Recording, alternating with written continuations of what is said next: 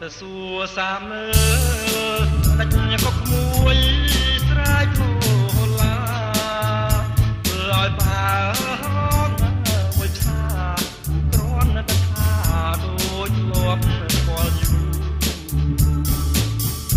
ចេះថាតែផ្ដាំម្ដងមិនដាច់ថាបងម្ដងថាបងកូនស្រស់ឡាញ់ក្មួយយូរអញជើញគូដល់ទឹកស្រីផ្សេងទៅ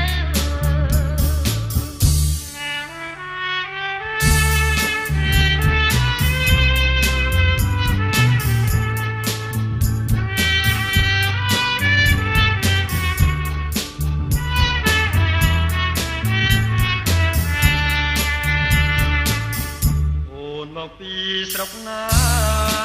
បានគណថាយ៉ាងរូបរះពេលព្រលឹមមេឃប្រចាំមិនដាច់រូបរះជុំលេងសង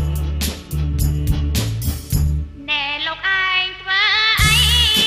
មិនហ៊ានស្ដីរៀងមើលទៅស្មើកិនរូបរាងសំទៅស្លៀកចង់មិននៅវត្តម្ដេចប៉ាន់ថាថយពីចាគ្រាន់តែសួរសាមើដាច់ក៏ក្មួយ